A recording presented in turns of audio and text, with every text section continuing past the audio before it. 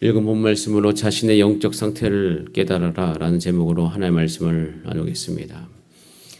4장 1절에 보면 사무엘의 말이 온 이스라엘에게 전파되었다라고 되어 있어요. 사무엘의 말이라는 것은 하나님의 뜻이라는 것과 지금 일치되는 상황입니다. 그만큼 사무엘은 사실 하나님께 민감한 상태이죠.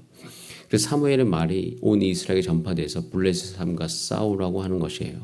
그러니까 하나님께서 블레셋과 싸우는 것은 하나님께서 허락하신 그 뜻이다라는 것을 알 수가 있습니다. 하나님께서 하라고 하신 일을 우리가 진행할 때가 있어요. 자, 그런데 여러분 오늘 이렇게 해가지고 싸웠는데 어떻게 됐죠? 졌어요.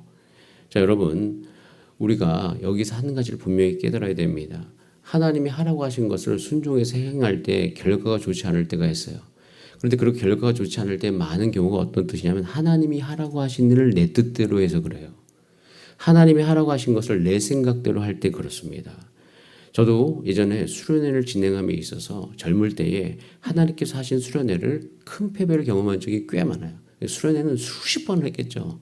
그 가운데 제가 배운 것이 있어요. 야, 모든 것은 하나님의 뜻대로 해야 된다. 그래서 어떤 걸 진행할 때 과연 내 뜻이 여기에 있는가? 나의 잘못된 하나님의 뜻을 쫓아가지 못한 내 생각이 있는 걸 살펴보면서 따라가야 되는 게 너무 분명한데 하나님이 하라고 하시는 것을 내 생각대로 하면서 어려움, 잘못된 결과 가운데 있을 때가 참 많아요. 자, 그러면 우린 거기서 무엇을 해야 됩니까? 그 순간 정확하게 나의 상태를 진단할 줄 알아야 됩니다. 그런데 하나님의 말씀을 꾸준하게 묵상을 해오고 기도를 꾸준하게 해오신 분들이고 영적 각성이 있고 순종의 마음이 있는 분들은 그게 그래도 쉽습니다. 아, 내가 잘못했구나. 잘못된 생각을 가졌구나. 내가 여기서 하나님 앞에 고백을 하고 다음부터는 그렇게 하지 말아야 되겠다라고 내가 하나님의 뜻대로 하지 않은 것이 무엇인가라고 돌아보는 것이 굉장히 필요한데, 자 보세요. 오늘은 이스라엘 백성들이 블레셋과 싸우면서 졌어요. 자, 그러면 이제 거기서 내가 무엇을 해야 될까를 생각하기보다는 자기 행동 중에서 하나님의 뜻대로 쫓아가지 못한 것이 무엇인지를 물어야 되는데 3절에 자, 잘못된 방향으로 그들의 행동이 나가는 것을 볼 수 있습니다. 같이 한번 읽어볼까요? 시작. 백성이 진영으로 돌아오매 이스라엘 장로들이 이르되 여호와께서 어찌하여 우리에게 오늘 블레셋 사람들 앞에 패하게 하셨는고 여호와의 언약궤를 실로에서 우리에게로 가져다가 우리 중에 있게 하여 그것으로 우리를 우리 원수들의 손에서 구원하게 하자 하니 여호와의 언약궤를 가지고 오자는 거예요. 여호와의 언약궤를 가지고 가서 이기자. 여호와의 언약궤를 지금 사람들이 옮긴다?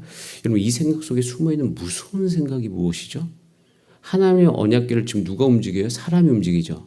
누구 마음대로? 사람들의 마음대로. 즉 하나님의 역사를 인간이 움직이게 할 수 있다는 아주 무서운 생각이 여기에 포함되어 있어요. 여러분 하나님의 언약궤를 옮긴다고 하나님께서 거기 계시나요? 그러지 않습니다.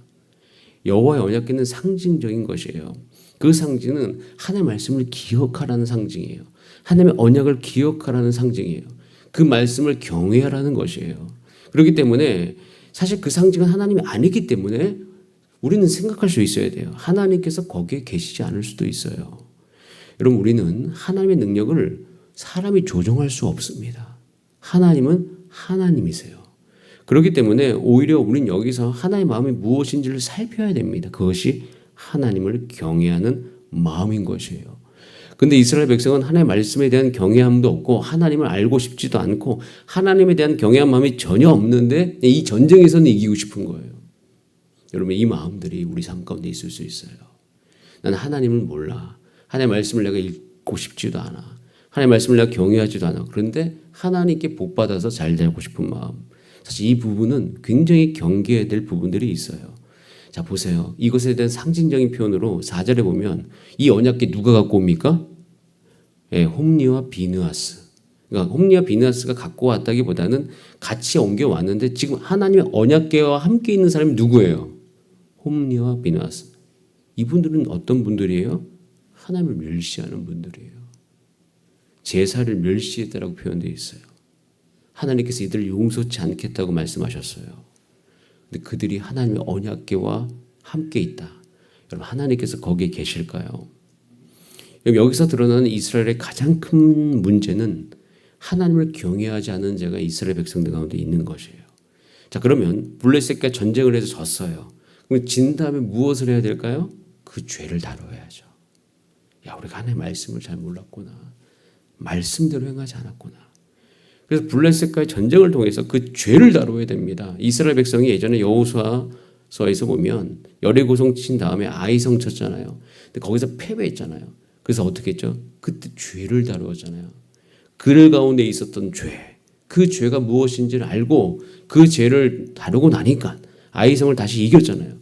거기서 얻은 교훈이 무엇이에요? 아, 우리가 질 때는 질 이유가 있는 거구나. 그렇게 생각을 했었어야 되는데 그 죄를 다루지 않은 채 여호와의 언약궤만을 가지고 오는 거예요. 그러자 5절에 야, 5절에 보면 큰 소리를 외치며 땅이 울렸어요. 야, 여호와의 언약궤가 드디어 왔구나. 이거 하나만으로 승리를 한다고 자신을 한 거예요. 잘못된 자신이죠. 이 자신감은 잘못된 기반으로 한 것입니다. 결국은 어떻게 됩니까? 지죠. 자, 근데 여기서 한 가지 우리가 볼 수 있는 거, 6절에 보면 블레셋도 이 외치는 소리를 듣죠. 그래서 여호와의 궤가 들어왔다. 놀라운 사실은 블레셋 사람들도 두려워해요. 왜냐하면 블레셋 사람들도 역사를 통해서 안 것이 있어요. 이스라엘 백성이 섬기는 여호와는 놀라운 하나님, 그 신의 손으로 그 하나님께서 애굽인들을 쳤다라는 것을 그들도 알고 있어요. 그래서 두려워하는 마음이 그들 가운데도 임했죠. 이때 이스라엘 백성이 하나님의 말씀을 경외하고 하나님을 잘 알았더라면 아마 블레셋을 넉넉히 이기고도 남았을 거예요.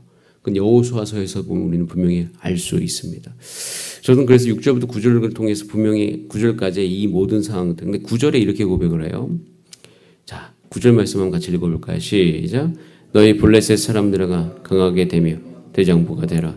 너희가 히브리 사람의 종이 되기를 그들이 너희의 종이 되었던 것 같이 되지 말고 대장부 같이 되어 싸우라. 여러분 9절에 이런 긴장감은 우리 하나님의 백성이 세상에 나가면 다 있습니다. 그러니까 세상에서는 하나님 모르는 백성들은 하나님 아는 백성을 통해서 자 이렇게 질문하는 것 같아요. 저는 9절 말씀을 통해서 제 마음 가운데 주신 말씀은 너희 정말 하나님과 함께 있느냐라고 저에게 묻는 것 같아요. 제가 예전에 기도한 적이 있습니다. 하나님, 제가 하나의 백성으로 이 땅을 살아갑니다. 다른 건 다 괜찮습니다. 하나님, 내 삶을 통해서 내 주변의 사람들이 고백하게 하소서. 나의 삶 가운데 계신 살아계신 하나님, 너의 삶 가운데 하나님이 계신다. 저는 그래서 예전에 대학교 4학년 때 같이 다니던 늘 메이트가 있습니다. 그분이 이제 예수님 믿지 않았는데 그분이 나중에 분명히 저한테 얘기했어요. 나는 하나님을 모르고 난 하나님 안 믿는데 너의 삶에는 하나님 분명히 계신 것 같다. 그러니까 너의 삶 가운데 계신 하나님은 살아계신다. 라는 이야기를 들을 때 굉장히 제 안에 격려가 되었던 적이 있어요. 여러분, 하나의 백성 그것이 자부심이 돼야 돼요. 나의 삶 가운데 하나님이 살아계시다는 소리를 들어야 돼요. 누구에게? 주변 사람들에게. 그것이 우리의 날마다 살아가는 삶의 테스트인 거예요. 그러니까 하나님을 모르는 백성들은요, 자기가 하나님을 못 지금 안 믿을 뿐이지 하나님의 백성들 가운데 바라는 게 있어요. 보고 싶은 게 있어요. 아, 정말 저 친구의 삶 가운데 하나님이 살아계시구나. 그리고 와서 정중히 인사하고 그것을 인정해 주더라고요. 여러분, 그래서 우리의 삶 가운데 정말 중요한 것은 우리 주변에 있는 사람들이 나의 삶을 향해서 야, 너의 삶 가운데는 하나님이 계신다. 이 고백을 들을 수 있는 그런 삶 살 수 있도록 주님 인도하여 주시옵소서. 이렇게 기도하는 그런 소망이 우리 가운데 있기를 간절히 바랍니다. 결국에는 이스라엘 하나님이 없어요. 그러니까 이 싸움에서 정말 하나님을 경외하지 않는 이스라엘 백성의 민낯이 다 드러납니다. 그래서 10절에 보면 대패를 해요. 3만 명이 죽습니다. 게다가 죽을 뿐만 아니라 11절에 하나님의 궤가 빼앗겼어요. 그리고 엘리의 두 아들 홈리와 비나스도 죽습니다. 그리고 13절에 보면 엘리도 죽어요. 하나님의 궤를 말할 때 충격을 받아서 죽었다라고 되어 있어요. 18절에 보면요. 그런데 저는 이 엘리의 죽음도 너무나도 안타깝습니다. 왜냐하면 제 마음의 안타까움 중에 하나는 뭐냐면 홈리와 비나스가 예전에 그렇게 죄를 지었을 때 아버지인 엘리가 더 강하게 반응했더라면 어땠을까라는 생각이 들어요. 자, 그런데 이렇게 그런 안타까움이 계속 지속되는 가운데 또 안타까운 하나의 사건이 있죠. 이거 며느리, 그러니까 그의 며느리인 비느하스의 아내가 임신하고 있었는데 하나님 길을 빼앗긴 소식도 안 좋은데 그의 시아버지도 죽었어요. 남편도 죽었다는 소식을 들어요. 그래서 몸이 아파가지고 구부려 해산하고 있을 때에 이게 그 여인이 뭐라고 얘기냐면 영광이 이스라엘에서 떠났다. 사실 이게 이제 히브리 언어로 이가봇이라고 발음을 해요. 그러니까 원래 이제 그렇게 이야기하는 것인데 그걸 듣고 아이 이름을 이렇게 지으려고 하나 보다 해가지고 그 아이의 이름이 이가봇이 되는데 그 뜻이 뭐예요? 영광이 이스라엘을 떠났다는 것이에요. 그래서 이 안타까움 속에서 이들의 영적 상태를 드러내는 것이 오늘 말씀의 결론이죠. 자, 22절 말씀을 같이 한번 읽어봅니다. 시작. 또 이르기를 하나님의 길을 빼앗겼으므로 영광이 이스라엘에서 떠났다 하였더라. 여러분, 그런데 이 말이요, 사실은 온전치는 않아요. 그러니까 이스라엘의 영적인 무지를 이 말씀 안에 담겨놓은 건데 보세요. 하나님의 궤가 빼앗겨서 하나님의 영광이 이스라엘에서 떠났어요? 그러지 않습니다. 하나님의 궤가 빼앗기기도 전에 하나님의 영광이 그들에게 없었던 거예요. 그리고 더 정확히 이야기하면 하나님의 영광이 떠났기 때문에 여호와의 궤가 빼앗긴 거죠. 하나님이 그들과 함께 이미 없었기 때문에 그들은 여호와의 궤를 지킬 수 있는 힘이 그들 가운데 없었던 것입니다. 그런데 그들은 그것을 알지 못했던 것이에요. 즉 하나님을 몰랐던 것이에요. 그러니까 하나님을 경외하지도 않는 홈리와 비느하스, 몸이 비대해질 때까지 나태해진 엘리, 이미 그들의 삶에는 하나님의 영광이 떠난 거예요. 다만 문제는 하나님의 영광이 떠난 줄도 모른 채 그저 살았던 거예요. 영적인 눈이 어두워서 그냥 그들은 그저 살았던 것이에요. 그들은 자신의 일들을 하지 않았어요. 그 마지막 열매는 비참한 그 자체예요. 그런데 이렇게 다 망하고 나서 이들이 안 거죠.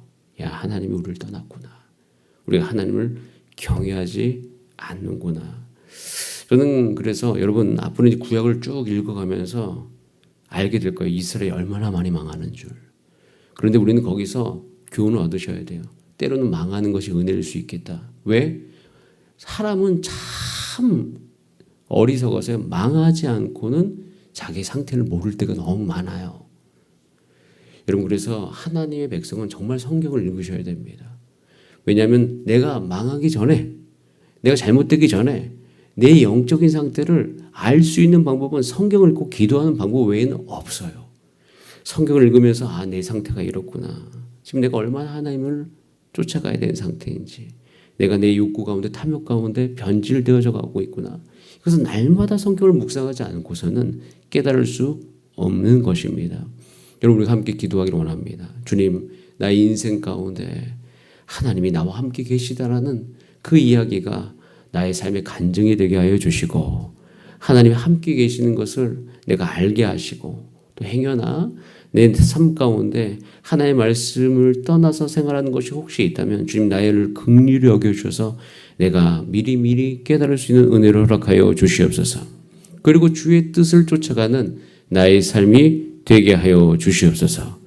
여러분 꼭 기도해 주시길 바라고, 또 한 가지, 여러분 우리 교회 가운데 하나님 주사랑 교회는 하나님이 함께 계신다는 소문이 나게 하여 주시옵소서.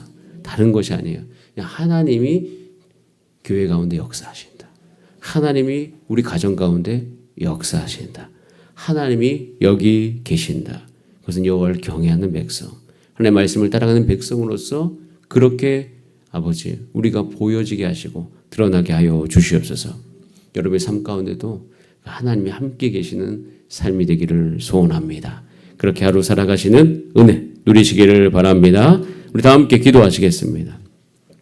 살아계신 하나님, 우리의 삶도 때로는 어느 영역에 있어서 아버지 하나님과 상관없이 일을 진행하는 경우들이 있어요. 주님, 그 순간에 아버지 우리가 때로는 깨닫게 하여 주시옵소서. 하나님 뜻대로 행하는 것이 옳은 길인 것을, 그래서 늘 주와 함께 동행하게 하시고 하나님 함께 하심이 우리의 소망 되게 하여 주시옵소서. 우리 다 함께 주여 한번 부르신 다음에 합심으로 기도하시겠습니다. 주여